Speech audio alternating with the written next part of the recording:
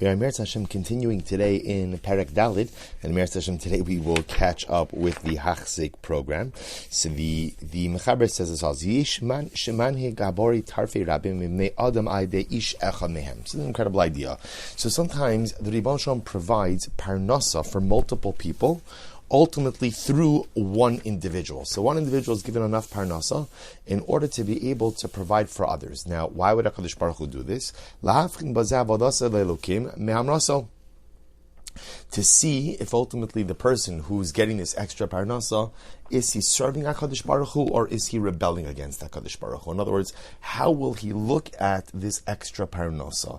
As a gift from God to be able to do good for others, or ultimately, again, to fuel a false sense of independence which distances him from HaKadosh Baruch Hu. V'yasim ezeh min asibos hachazakos shebesibos hanisayon vasasalo. This is actually says in the Mechaber, but this is actually one of the most difficult tests. One of the most difficult things is when a person has extra parnasa about how they view it and how that impacts their relationship with Hashem. Kimelech shumatriv chila va'avadav v'chinasam b'roi hamelech v'hasaganim asher sviosem kitos me'avdem v'sham Hashem u'pekideihem v'noshim u'krovim u'mishtadlim ba'avuram lachzer al sibas kibutz hamamom mipanim tovim v'roim. So he gives an example of this. Would be a king who provides for his army and for his servants, or a minister or advisor to the king who are surrounded by people, servants and other officials and literally spouses, relatives, for whom they are responsible, right, to amass wealth, to be able to provide for them. Now here's what's interesting. So in other words, the same way that the king has all of this money, but again, part of the king's money is his responsibility to care for all of those around him. So sometimes HaKadosh Baruch Hu gives additional wealth to an individual in order that they provide for those around them as well. So he says, V'asachal mehem yeteh b'shlosh panim. So a person who's foolish makes three mistakes. Number one, echan behem bekavtza mamon ki hu lokeach ma shegazar lahabari lekach twa panim megunim b'ra'im. See, here's what's interesting. The first mistake is the manner in which a person tries to amass wealth. And this is where a person goes ahead and takes wealth through negative, through sinful or shameful means. So here's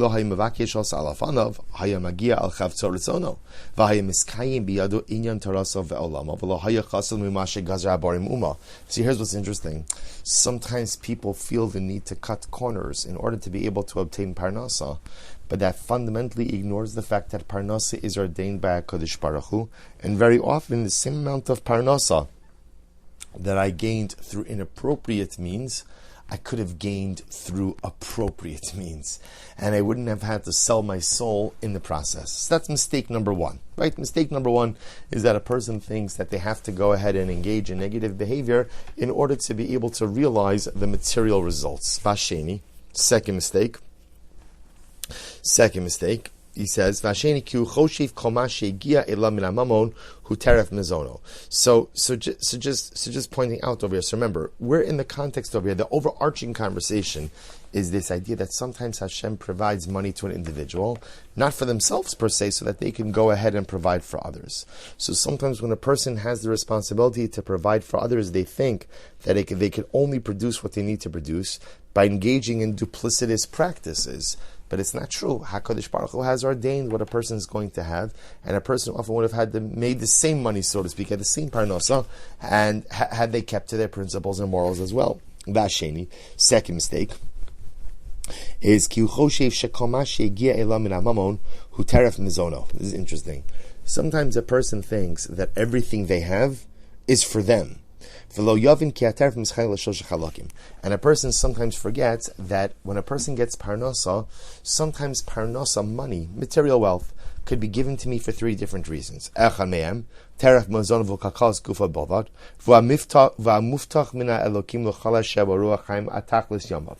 So the first, in other words, here what he's talking about is as follows: that the mistake that a person makes often when they have wealth is thinking that all the wealth I have is for me.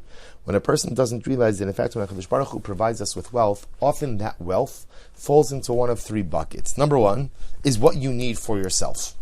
what you need for yourself, that ultimately is guaranteed by HaKadosh Baruch Hu. Vasheni, teref mizon zulasa mi isha ubanim ba'avadim u'misharsim b'hadome. Lahem veino muftach lo mina elokim l'chalabruim el l'skula mehem b'tinaim miyuchadim. So this is very interesting. Second bucket of parnasa is what I need to take care of those around me, my wife, my children, servants, others. Ve'enenu muftach melokim l'chalabruim el l'skula mehem b'tinaim. This is interesting. This is not guaranteed. This is not guaranteed for everyone. Rather, HaKadosh Baruch Hu only guarantees it for some, based on these specific qualities they possess. Sometimes you have it, sometimes you don't. This is very interesting. Category number 2 is the parnasa I need to support my family. So unlike direct parnasa, which the Mechaber posits, HaKadosh Baruch Hu gives to each, right? Hashem provides every living thing with what they need. HaKadosh Baruch Hu doesn't necessarily always provide a person with everything that they need for their family. And he explains this is based on the merits of the individual, the merits of the family members, and based on a whole number of calculations that are beyond the scope of our comprehension in the way that HaKadosh Baruch Hu runs his world. Bashlishi, the third mistake that people, or the third bucket, I should say, excuse me, is teref kinyon v'amamon asher inbo to elas la'adam v'shomer Allah v'notzer oso ad asher yerushin l'zulasa oshia v'menu. Then there's the third bucket of money. Third bucket of money is money that's not even mine, right? Money either that I'm holding for someone else, right? Pass it on as an inheritance to someone else, or I'm holding it until it's taken from me and ultimately, again, given to someone else. So this is incredible. So 3 buckets of money that a person possesses. That's what you need for your own needs. That's what you need for your family. And that's what you're only holding on to like in a custodial capacity until either to give it to someone else or to have it taken from you.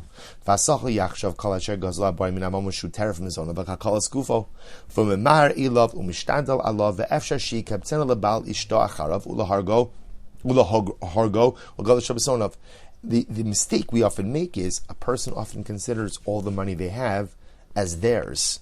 And therefore, again, I put in all of this effort to obtain it, when in fact, the money may not be designated for me at all. In fact, the money may only be mine in a custodial capacity.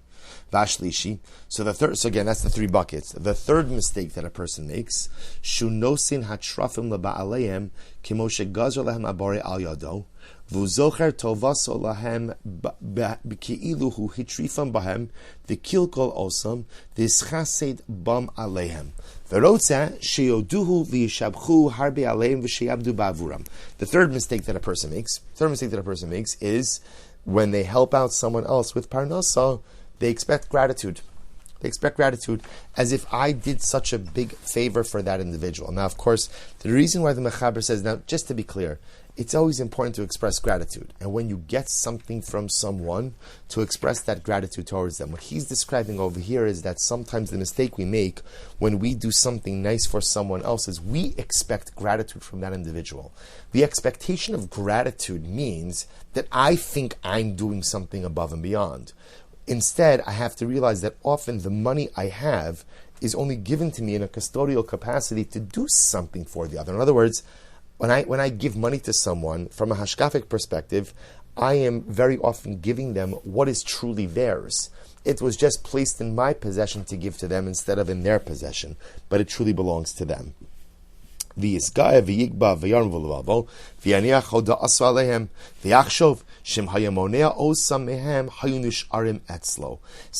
I think that therefore again I become because of my generosity, so to speak, I become arrogant and haughty. I don't thank HaKadosh Baruch Hu, and I think to myself, you know what? Had I not given this money to you, it would have remained with me, and I would have had more. This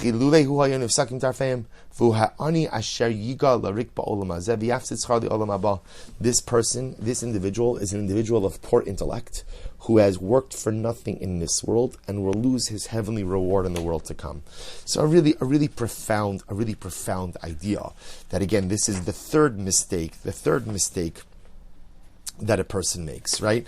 So interesting. So again, just to kind of go through this, The first mistake is that I think sometimes the only way for me to obtain my parnasa is through illegal or duplicitous means, when in fact I could have had the same amount by being honest. Number two is I think that the money I have is all for me, right? When I don't recognize that in fact there are three different buckets of money in which a person possesses. That's what he needs for him, that which he needs for his family, and that which he's only holding as a custodian for someone else.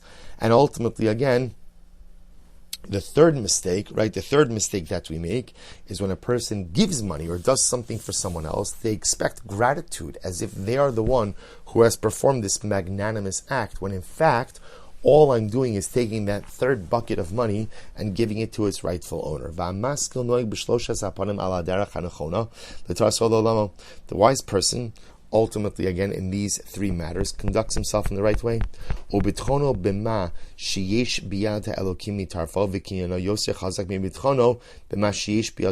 is so beautiful.